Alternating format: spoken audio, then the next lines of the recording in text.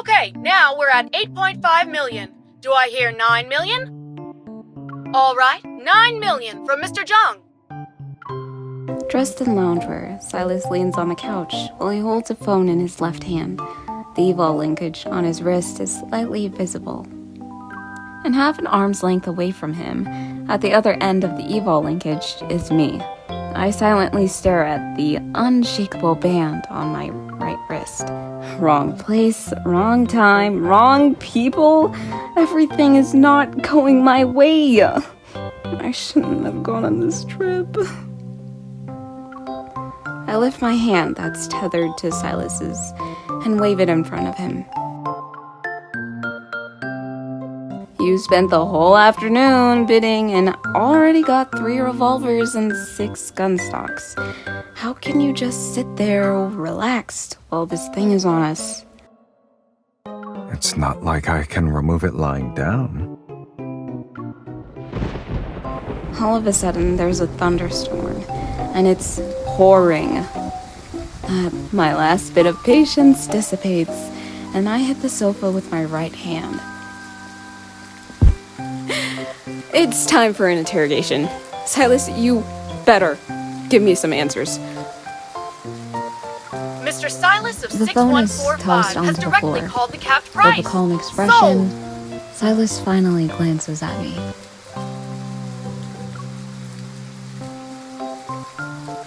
Ask. First question. I traveled to the Arctic 3,688 kilometers away from the N109 zone, and I bumped into you. Why? Sylus shrugs. I'm also curious. I don't often get to take vacations, and yet here I saw a familiar face. Second question. We're having a symposium with the Arctic hunters in this hotel. What about you? Are you here to turn yourself in? You didn't book the entire hotel. I have the money, and they had a vacant room. Why can't I stay here? That wasn't a good enough answer. On to the third question. I lift my right hand and look at the barely visible EVOL linkage between us. Why does the tether's duration increase every time? I can't help but feel nervous. What if it doesn't go away when the event starts later tonight? We can go together. Probably. Oh yeah, I should totally introduce my hunter friends to the renowned leader of Anakainis. All you can do is pray for divine intervention. Remember, piety is key. How can science be connected to superstition? I lower my gaze, once again staring at the EVOL linkage that's impossible to cut. It didn't just bind us together for no reason. There must be a way to... How? You were sleeping the last 2 times it untethered itself. You even pinned down my arm. It was very inconvenient. You just gave me a new idea. If we recreate the circumstances of when it disconnected itself, we should be able to figure out the trigger, right? That sounds more like superstition than science. Do you expect me to lull you to sleep? Do you have a better idea? It's 2:30 p.m., sweetie. Time for bed. The heavy curtains, closed, blanket the room in darkness. Only a small nightlight in the corner emits a faint glow. The not exactly large sofa can't accommodate 2 people, so I can only awkwardly rest in Sylus's embrace. Rock-a-bye, baby, on the treetop. When the wind blows, the cradle will rock.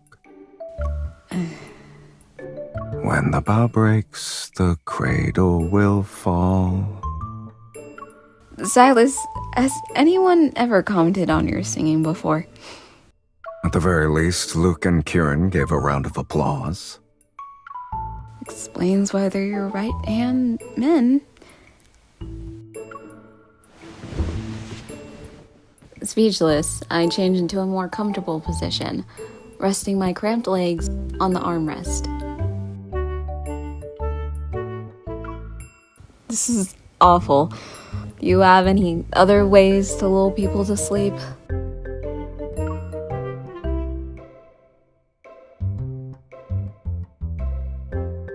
As if. I give you an inch, and you take. Sylus? He's already asleep? That's what we call being worry-free. Pouting, I rest my head on Sylus's chest, poking him out of spite. Every time we run into each other, something bad happens. You must be the harbinger of trouble.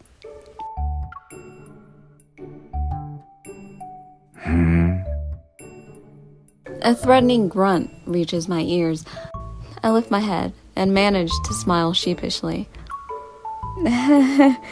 You were still awake. Huh.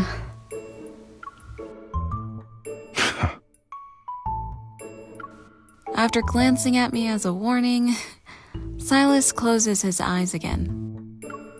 However, people often fail a lot when they want to do something. Sylus may become quiet, but the steady heartbeat next to my ear becomes clearer. It keeps me awake. Sylus, I can't sleep. Is that so? But I can. Seeing how he's unconcerned, I feel even more annoyed. I slowly move my index and middle fingers towards him. I wonder if you can still sleep when I pinch your nose.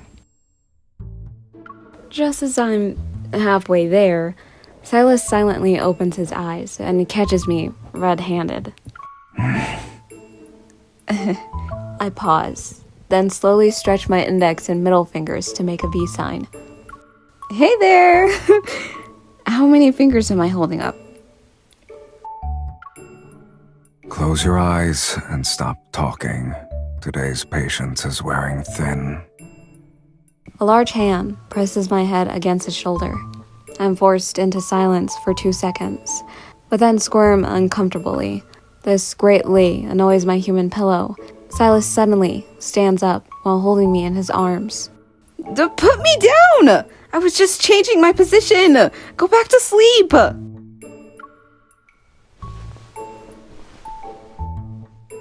Before I can continue, I'm thrown onto the bed. Sylus leans over me, pressing my wrists into the soft mattress. With you around, I've already gotten plenty of rest. Sylus's shadow envelops me. Maybe it's because he's bothered by the sunlight that his narrowed eyes are particularly scary. Calm down and stop looking at me like that. You're not thinking about using the aether core in your eye, are you? While my arm is pinned, I quickly use my other arm, the one bound via the linkage, and pushed back his shoulder. Why isn't it tethered to both your hands? I'm not the same person I was when we met. You won't sway me that easily. Despite speaking courageously, the memory of my first encounter with Sylus still surges forth. The feeling of being stared down by crimson eyes, as if my soul was being forcibly taken over. Panic and suffocation instantly spread throughout my body. Let go! The thought of pushing him away is a small stone thrown into my heart. A certain pang spreads in my chest, causing my body to freeze. At the same time, Sylus is suddenly pulled by some force. He unexpectedly falls towards me.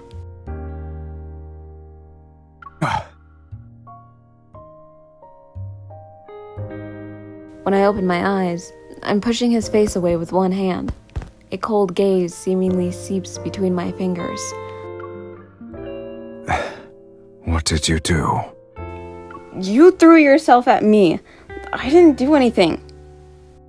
After suppressing the obvious irritation on his face, Sylus raises our hands that are entangled in the evol linkage. How do you explain this, then? For reasons unknown, the two rings on our wrists, instead of separating, are now stuck together. Huh? I'm shocked, and I don't know what to say. I can only stare at the corner of the ceiling. You need to move first.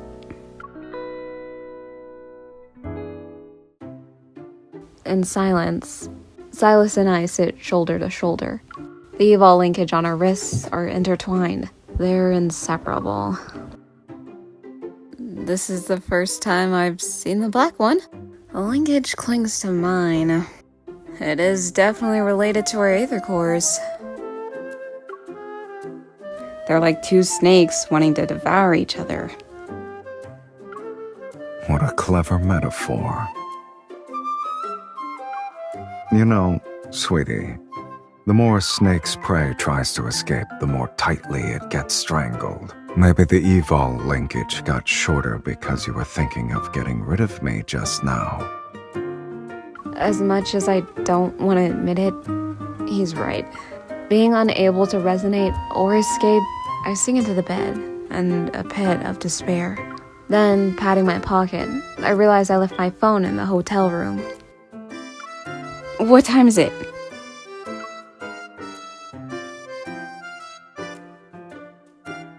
Sylus glances at the light coming out from behind the curtains. 6:30, give or take. 6:30 p.m.? That's when the event starts! I sit up on the bed. This is bad. I need to tell my colleagues I won't be there.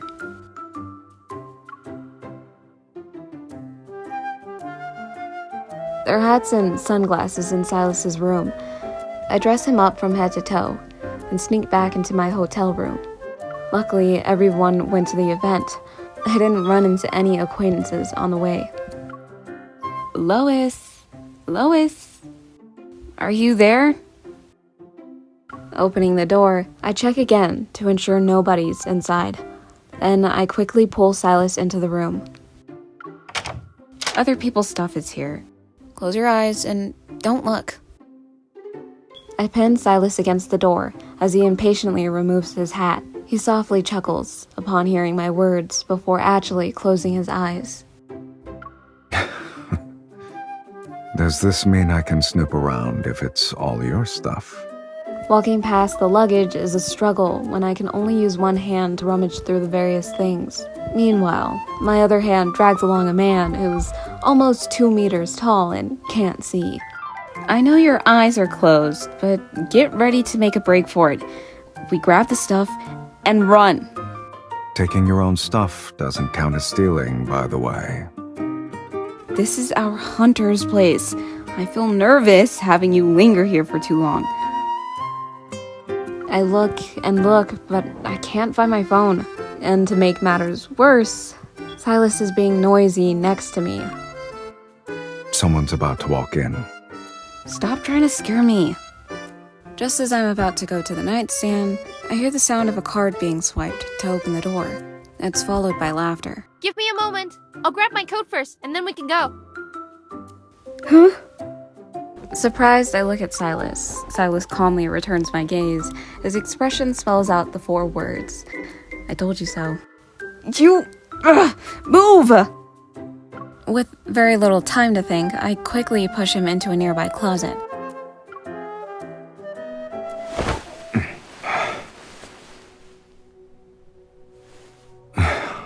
Why are you rushing? Or are you using this opportunity to avenge yourself?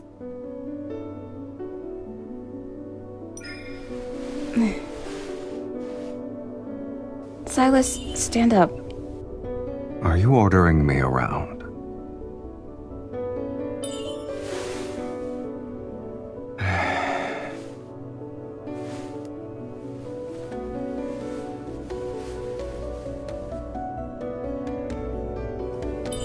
You... Stay right there. Shh. She's coming. Nova. I did nothing wrong. And if we meet, we can say hello to each other. And I won't be able to clear my name, even if I have a redemption arc. You think we're safe now? Did I put it in the closet?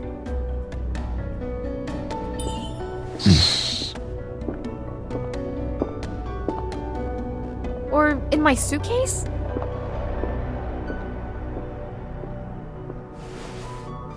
Anxious? Then close your eyes.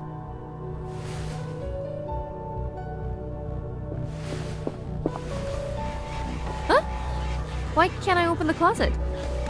Pretend you're a coat that doesn't breathe or have a heartbeat. It should be easy.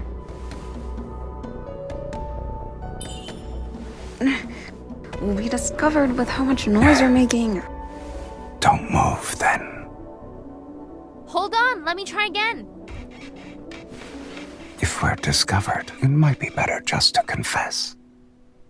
Are you crazy? Confess what? Your mental fortitude's terrible.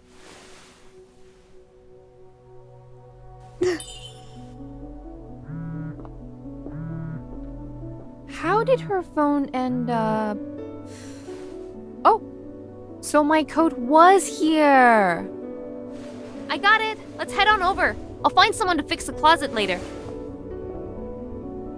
Did you call? Don't worry, it was an unknown number. I'm not in the mood to reveal our relationship right now.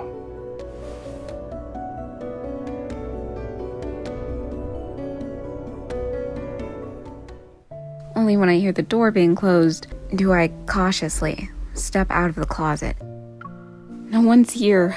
Hurry up! After checking the room, I turned to look at Sylus, who just walked out of the closet. Then I realized the evil linkage quietly untethered us.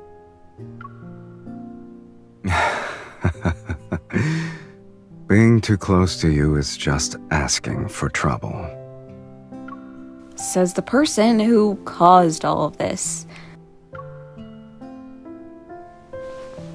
Sylus dusts off his shoulder and fixes his hair. Yes. So, get used to it already. Being tied to a bad man like me is beyond reasonable. It's a shame we still don't know how the evil linkage untethered itself. Touching my wrist, I feel a strange emptiness. Meanwhile, out of the corner of my eye, Sylus has returned to looking at me. Do you have something else to say? You didn't want the linkage to be broken. From our mouths, two different sentences are uttered at the same time. It takes me a while to understand what he just said. Says who?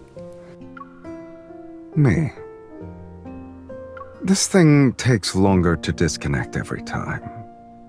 I guess you like me a lot more now. Okay, narcissist. Sweetie, when people don't want to accept the truth, they're quick to deny things. Slightly raising my gaze, I can see the grin on the corner of Sylus's lips. Even without insisting anymore, he gives off an air of finesse. When did he start to be not as obnoxious? I clear my throat, ready to give a retort.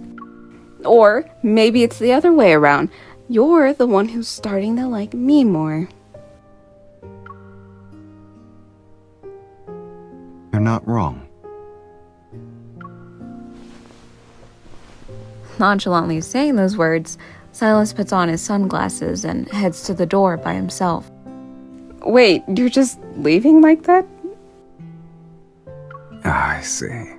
You're worried that I'll get caught by the surveillance camera when I go out.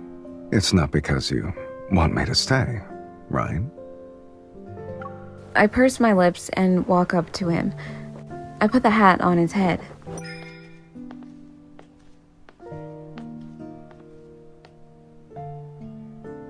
Yeah, so you better leave quietly. Don't let anyone see you, or else you'll ruin our symposium. He clearly understands the concern underneath my words, but chooses not to address it. Does this mean that one day, even without the linkage, you'll choose to stand by my side? When the time comes, we'll be dealing with things other than a simple linkage. Sylus lowers his gaze, his emotions fluctuating. Some time passes before the corners of his mouth curl up, as if the evil linkage is still present. With his left hand, he intertwines his fingers with my right hand. And you'll just have to accept everything coming your way. When two snakes are devouring each other, one will inevitably be crowned the victor.